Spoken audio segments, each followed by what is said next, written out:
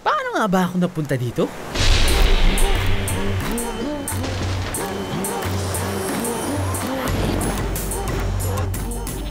Pero bakit nga ba ako pabalik-balik sa napakandang isla na to?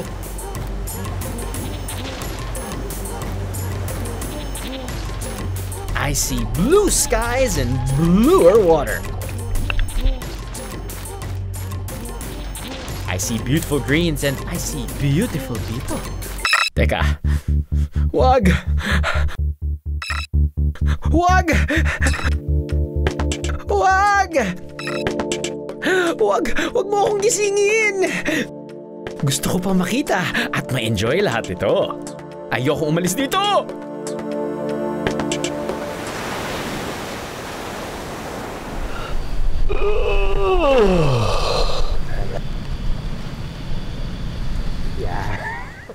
Paano nga ba ako napunta dito? Maayon na pagdating dito sa Cebu! Yup, mga biyahero!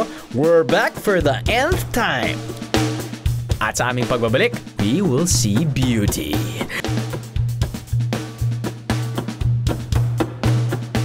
See beautiful food. See beautiful sights. Always a nice feeling na makakapag-travel tayo sa isang lugar na hindi pa na nakakapunta. At makaharap natin yung ganito. Apparently, since 2011, pa nilang tinip. See beautiful sounds.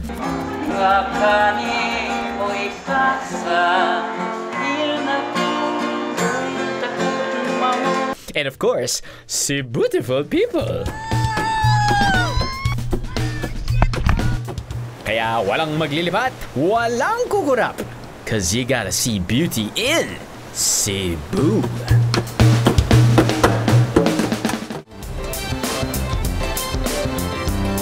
Ano, sama ka sa biyahe ko?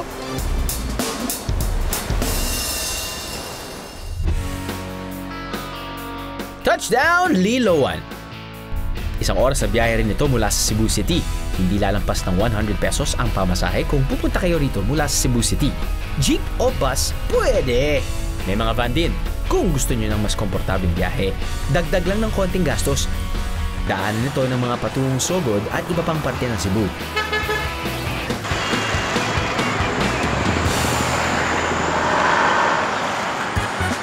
Perfect naman na stopover for snacks, ang oldest bake shop sa Liloan.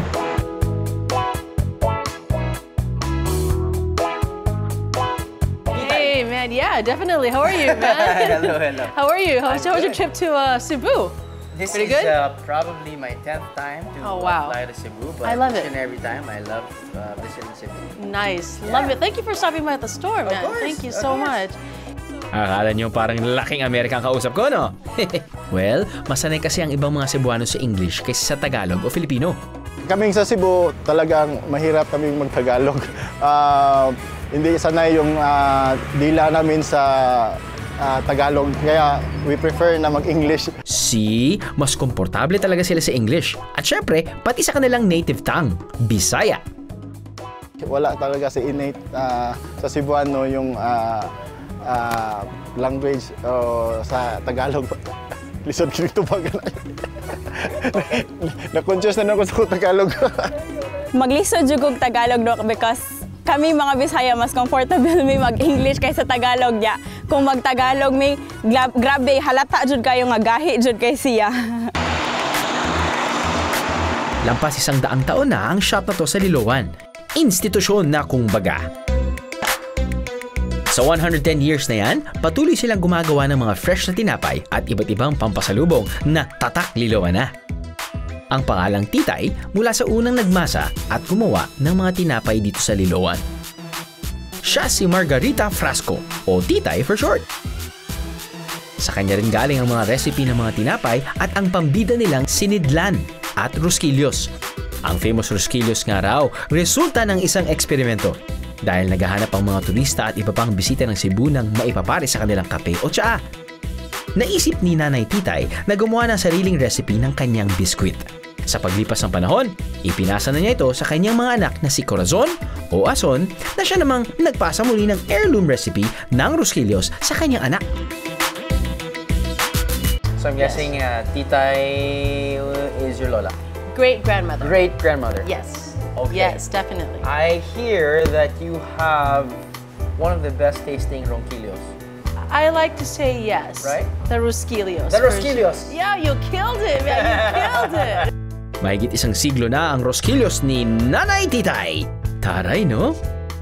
Pero saan nga ba nanggagaling ang pangalang Rosquillos? Sa unang tingin, hugis ringlet kasi ang Rosquillos. Sa Espanyol, ang tawag sa ring ay rosca.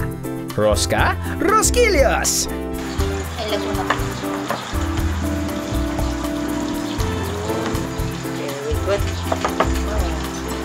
Here, this is deja vu. I hear you have one of the best tasting Rosquillos. Yes, we do, but fresh baked inside. So, come Inside? on. Yes. Okay. Yes, let's Take go. home later. Yes, Okay, for okay. sure. Sa kanilang factory, milyong piraso ng Rosquillos ang nagagawa araw-araw. Bukod pa riyan ang ibang pastries at biscuits nila. Okay. We're gonna take that lovely hat of yours. Okay. There you go. You might just get lost. Let's go. Come on in. Oh, wow. Dito, minamasa at hinahati ng minipis ang dough mixture at saka nilalatag sa mga tray.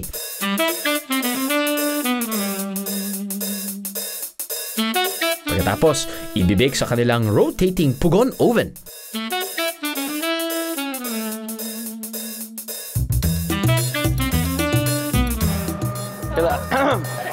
Feel like a Rosquillo.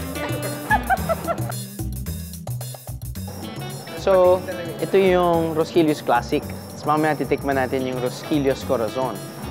Akala ko yung difference lang niya is ito bilog sa gitna, yung Corazon may heart. Corazon, heart. What? Wait lang!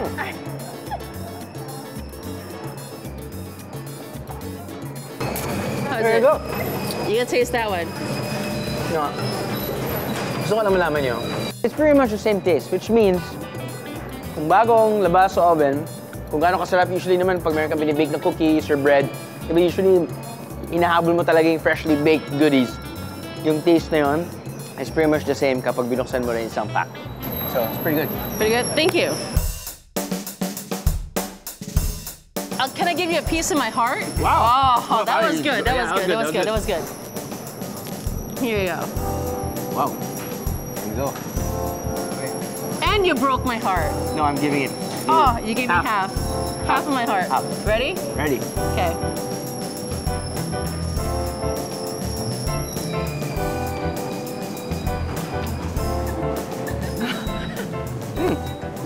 Slightly different. Yes, there was a slight difference. It felt like the heartbeat being faster.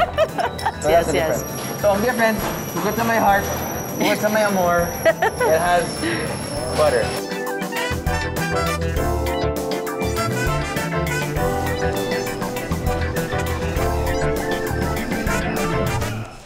There are two ways to eat your Rosquillos. And you know how I used to do it before? When I was young, I used to put it on my finger. Like this. And go, and I like, do. yeah? There you go. Yeah. And people used to put it in each of their finger and just crunch it. So there's a way of eating Oreos. So there's a way That's of eating right. Rosquillos. That's right. There's definitely a way to eating Rosquillos. Eto naman ang isang bigatin, biheros. Bigatin sa tiyan. Ito, masi. So apparently, every weekend, Saturday, Sunday, from morning till nighttime, dito sa Loloan, may parang nangyayaring fiesta sa plaza. Food fiesta, parang ganun. Marami silang binibentang pagkain. At isa na nga doon ay ito. Ito tinatawag nilang masi.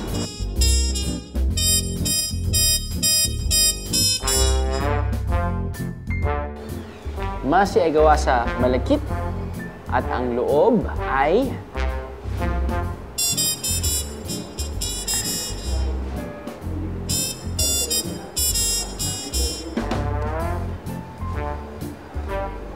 kulangot.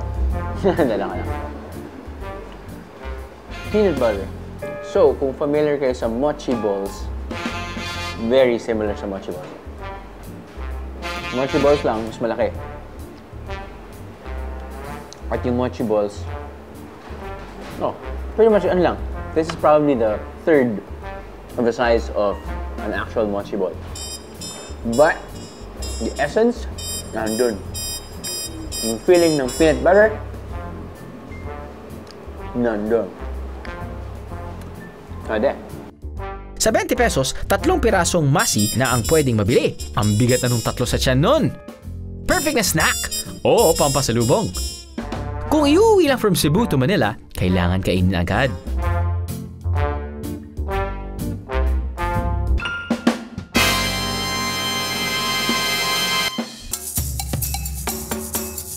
Kung pupunta kayo sa bayan ng Liloan, mabubusog kayo sa kanilang munisipyo tuwing weekends. May Unli Food Venture. Samot-saring pagkain ang nakalatag mula mga inihaw hanggang sa mga prutas.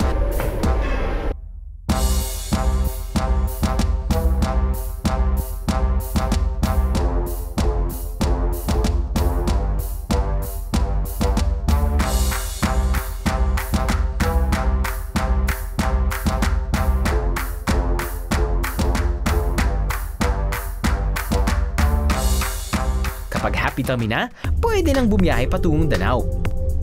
Halos 2 oras ang biyaheng patungong Danao mula Liloan. May mga bus o UV van na maaring magdala sa inyo rito.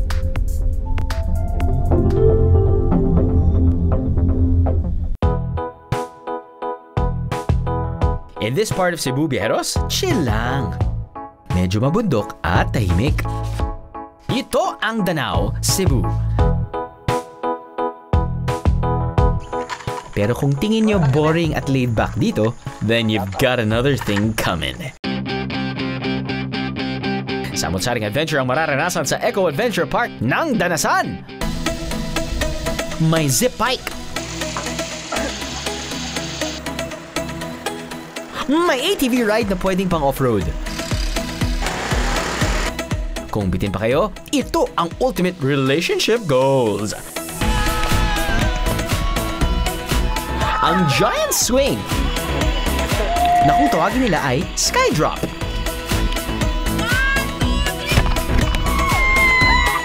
Hindi ba kitang-kita ang saya sa mukha nila?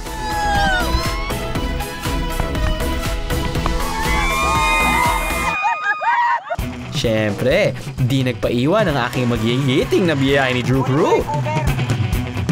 Ayun, nag-ATV pa sa may ilog.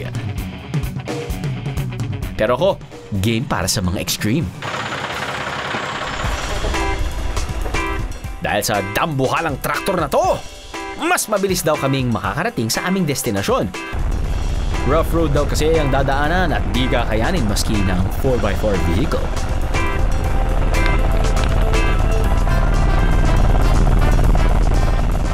Kasama ang aming guide, inaabot kami ng kalahating oras para makarating sa drop site.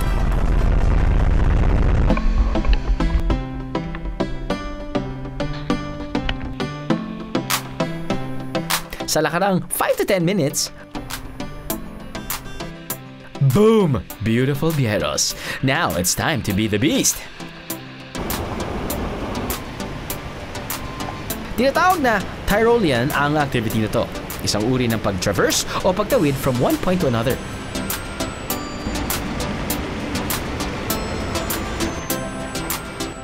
Gamit ang safety harness at mga lubid habang hawak mo ang main rope line. So naalala nyo ba yan mga kids? May kanta dyan eh. Tyrolean, Tyrolean.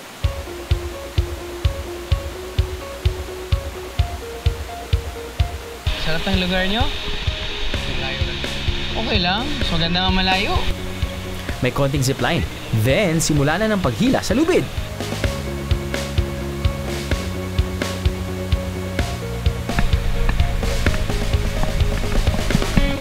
Ang view mo, ang 30 to 50 feet high na falls.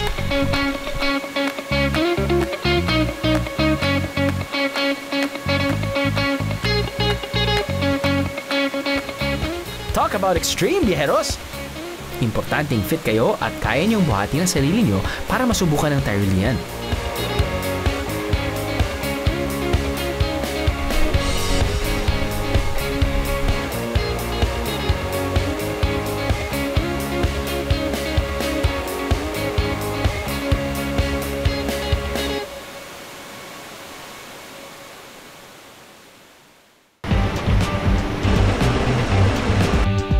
And last but not the least, waterfalls rappelling.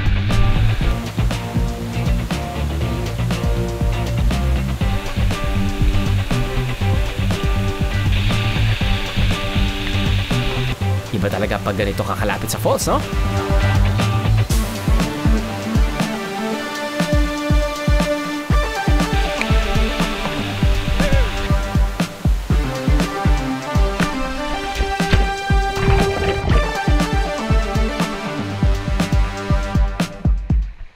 Of course, hindi ito yung malalim or mataas na pinag-rappel natin from, but it's just always a nice feeling na makakapag-travel tayo sa isang lugar na hindi pa na nakakapunta at makahanap natin yung ginto na apparently since 2011 pa nilang tinignan.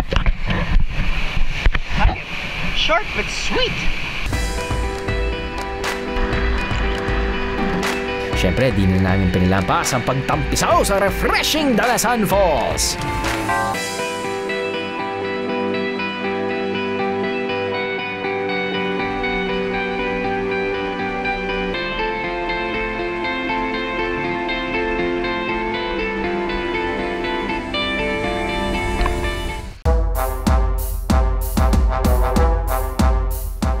Alam natin kapag nasa Cebu tayo dahil nandyan yung mangga, nandyan yung puso, at nandyan yung kasahos. What? Ano yung kasahos? Hindi gitara? Well, kasahos apparently ay beef, but pag nakikita natin ngayon para siyang tapa. Feeling ko tapa talaga siya, pero what they do is yung slices of beef ay dinadry tsaka dini-deep fry. I'm guessing minamarinate muna nila. Tignan muna natin.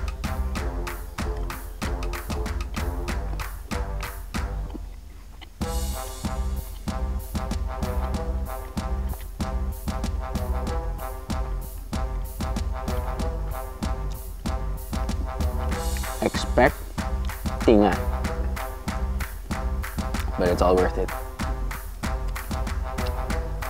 Think beef jerky, beef tapa, nasa gitna. Pero mas konting malambot lang sa beef jerky. So, may laman. Hindi ko matagal na masira. Dried na eh. Tanong mo ko kung pipiliin ko danggit o ito. Siyempre,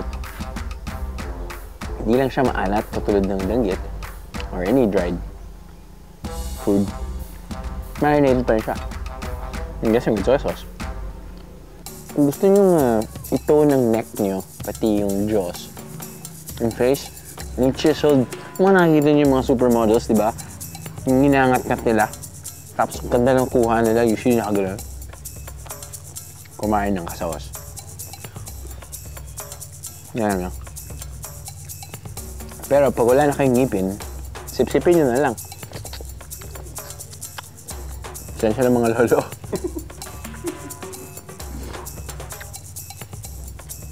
Ayos. Nakapagod kumain na ito.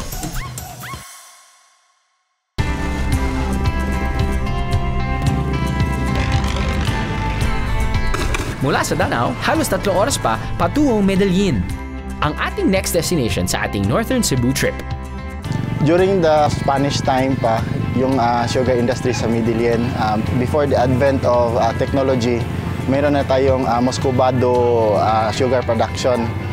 In 1928, nagtayo ang mga Americans ng sugar mill, yung Bugo Medellin Milling Company in 1928. So right now, ito na lang ang existing sugar mill sa Cebu.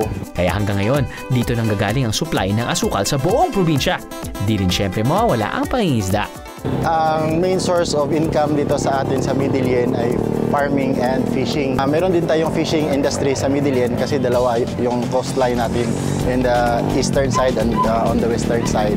So marami din sa ating mga locals, ang kanilang main source of income is fishing.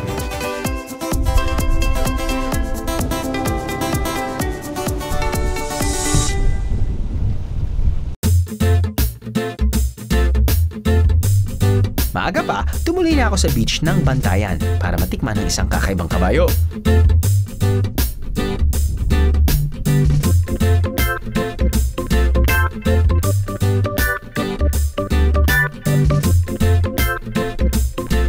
Kabayo ako, yung pala, titikim ako ng tinapay na pangalan, kabayo, kabayo. Bakit kabayo, kabayo? Well, sabi yata nila na mahilig sa kabayo o sumasakay ng kabayo yung mga sinuunang bakers. Araw-araw, tuwing umaga, gumagawa ng mga tinapay na hugis kabayo si Nanay Pina. At wala siyang modernong oven. Ang gamit niya sa pagluluto ng tinapay, kahoy na panggatong at mga aluminum pan. Ang galing, no? Sa halagang 20 pesos for 3 pieces, mapapasipa kaya ako sa sarap?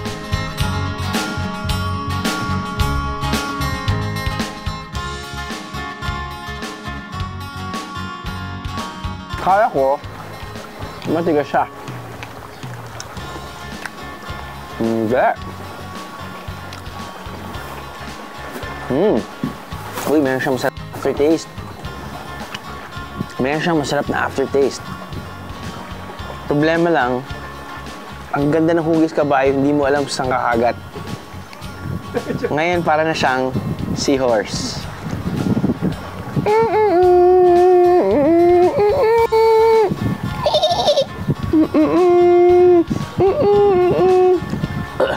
Mukha na siya ngayon. Ulo ng manok.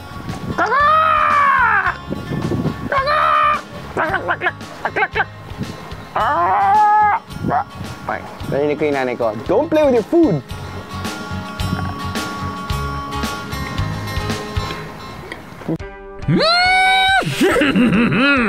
Bonus lang naman ang tinapay na kabayo sa ganda ng Bantayan Beach, Bejeros. Maaari ring mag-rent ng mga cottage dito. From 150 hanggang 500 pesos. At ang main attraction, ang mahabang tulay na to na parang walang katapusan. OA lang, Bejeros. Huwag malito iba ang Bantayan Island sa Bantayan Beach kung nasaan kami ngayon. Ang entrance fee, 15 pesos. Murang-mura para sa ganito ang gandang view.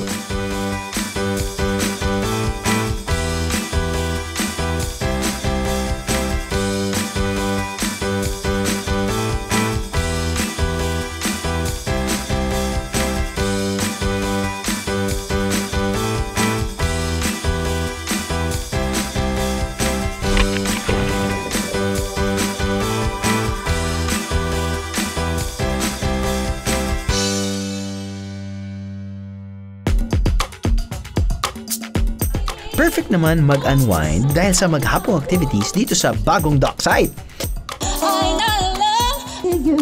Dito tumatambay ang mga tao tuwing hapon hanggang sa gumabi para magpahinga sa buong araw ng pagtatrabaho.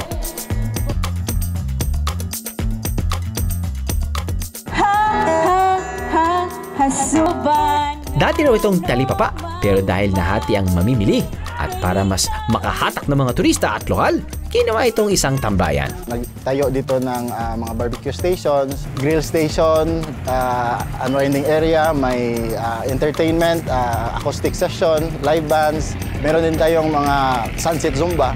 Parang this is established for the whole family. Dito mag-dine, dito ma-entertain, dito mag-converge. Parang banding na for the whole town and for the people from other localities. Sasaya! Paano pa? At sasarap!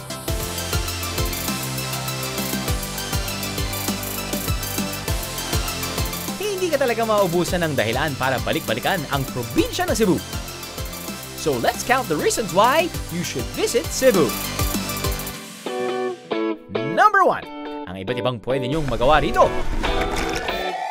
Champion ng Cebu sa action-packed activities gaya ng canyoneering sa Malabuyo.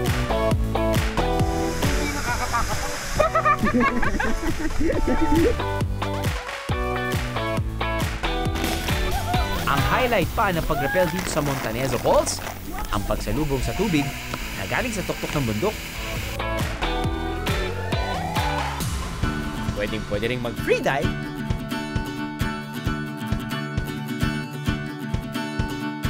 nabitin pa, pwedeng sumisid ng mas malalim sa sikat na dive spots dito.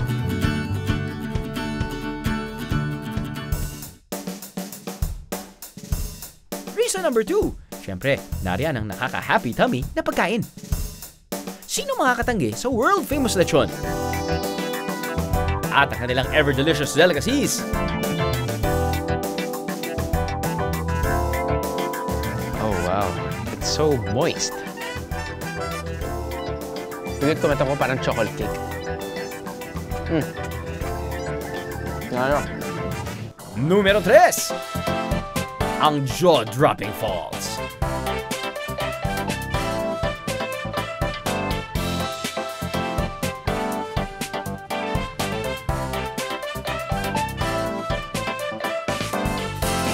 Napakaklaro na tubig, and the best part of it all, it's free.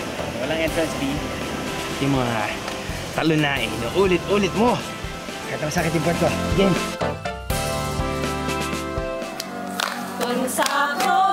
Need a fourth reason to visit Cebu? What about the sea beautiful people?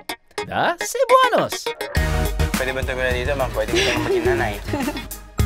At ang fifth reason? Just for the sake of being on this beautiful island province. Sabi nga nila YOLO! You only live once, so travel more, viajeros, and keep Cebu in your travel bucket list. Ano, sama ka sa biyahe ko?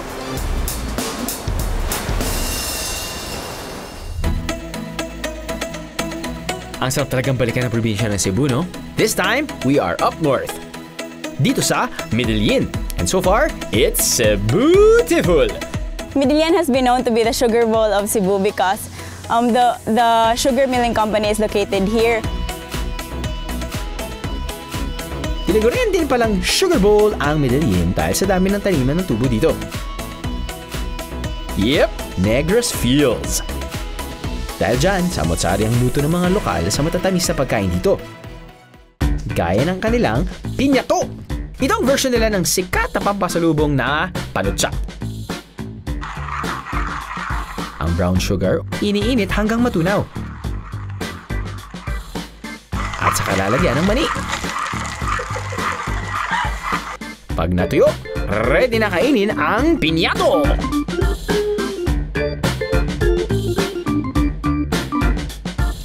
Katamis sa pinyato sa Medellin. Malutong!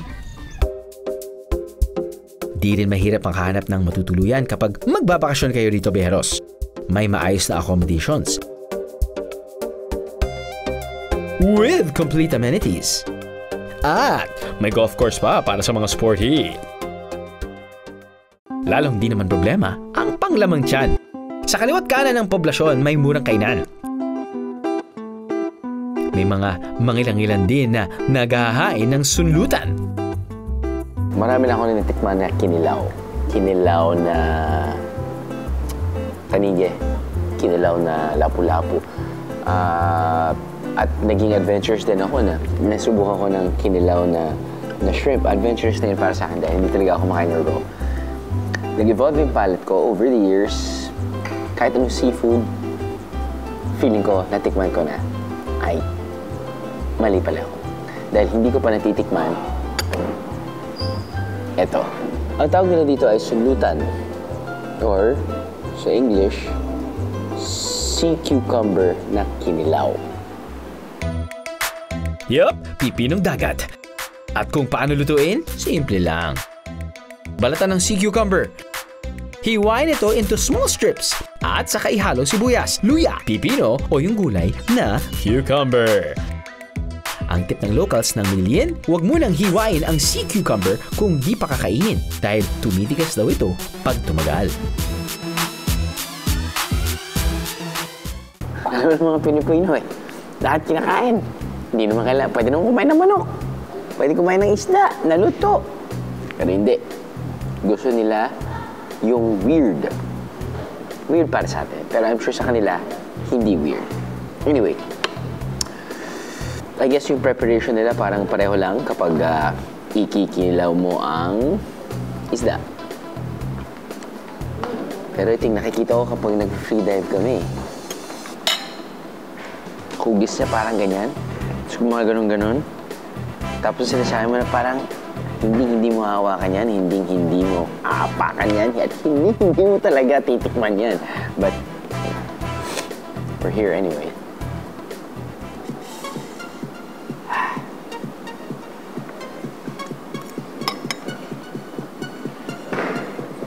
Very chewy.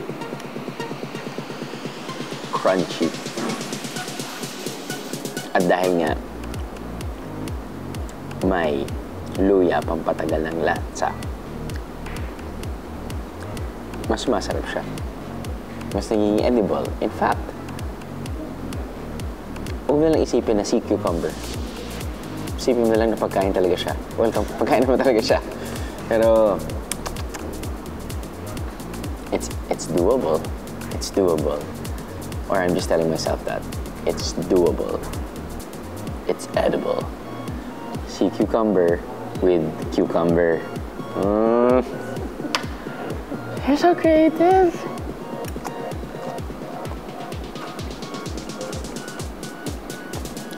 At malaking bagay na may sili.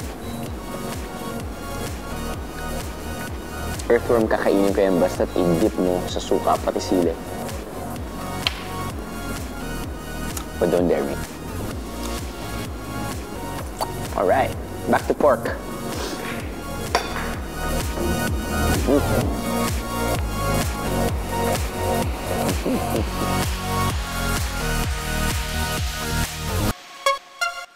Ang Midillion po ay nag-promote ng eco-adventure destination.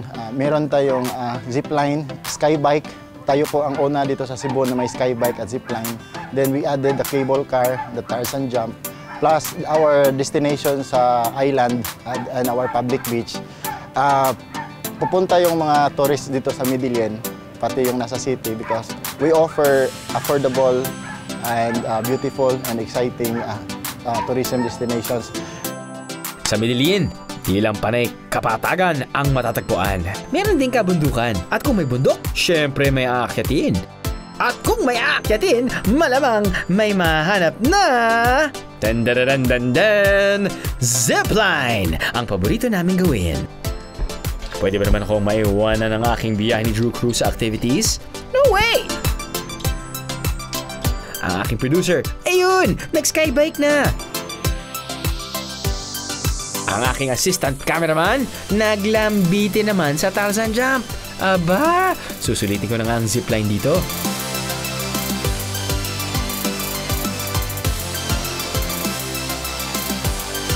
Ang maganda pa rito, murang bayad, 100 pesos per person lang. Sulit talaga dahil ito ang makikita mong view.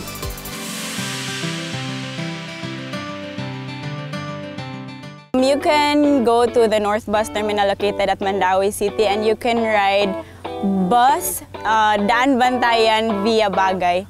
Dadaan po yun sa Tindog tapos may mga habal-habal doon na who will bring you to Bantayan Beach po in Tindog.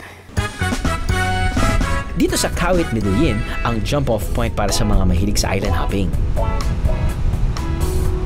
Ang mga pump boat na to, 1,000 to 1,500 pesos ang arkila.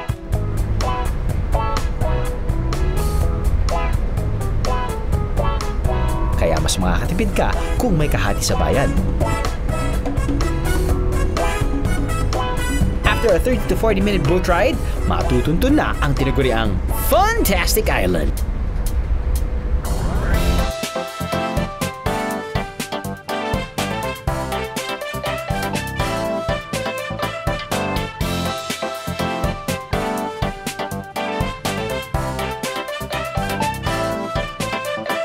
Blue kung blue ang tubig, diba? Doesn't get any better than this.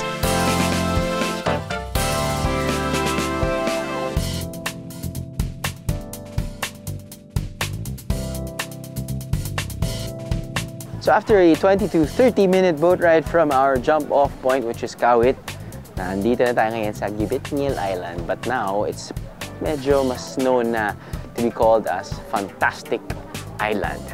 Ano mahanap dito? Well, bukod sa super clear water, malalaman nyo kung malapit na kayo sa isla na full of activities dahil makikita mo yung kulay blue and white.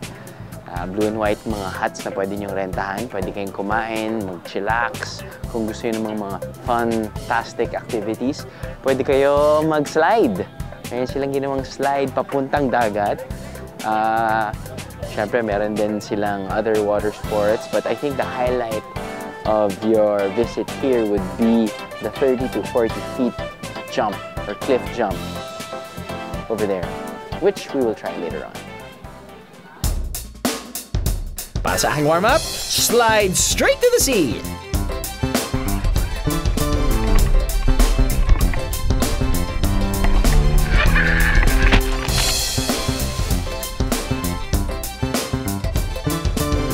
Okay, next! Ito naman ang tinatawag nilang Tarzan Jump.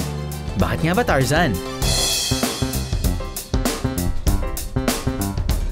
Ayun! Mag-aala Tarzan ka talaga sa pagkapit sa tali. Biyahero tip! Huwag lang mag-ala Jane sa pagsigaw, ha?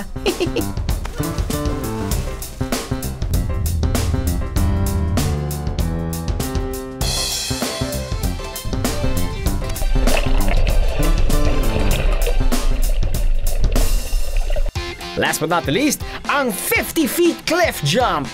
Pero kung di nyo naman kaya ang ganyang kataas, may below 10 feet din. Hehe, perfect pang practice.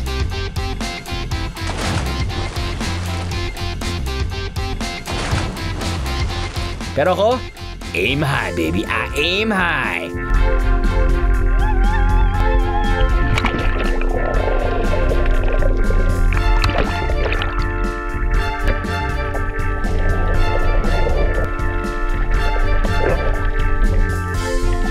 At kung napagod ka na sa swimming at iba pang activities,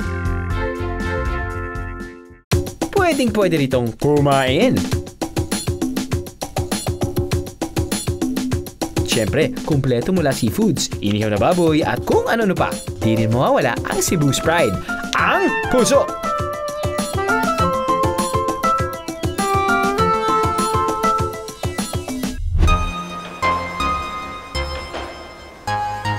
Akala ko, nakita ko at nagawa ko na ang lahat dito sa Cebu. Pero ang tatlong bayan na napuntahan ko, binago ang pananaw ko. I saw the different faces of each town. Ang dami pa rin pwedeng puntahan. Pagkain maaring tikman, tao na pwedeng makilala at samahan. At higit sa lahat, mga lugar na pwedeng makita. Di mo yata pwedeng sabihin na, paalam Cebu! Kasi parang babalik at babalik ka eh. So I guess I'll see you soon, Cebu-tiful!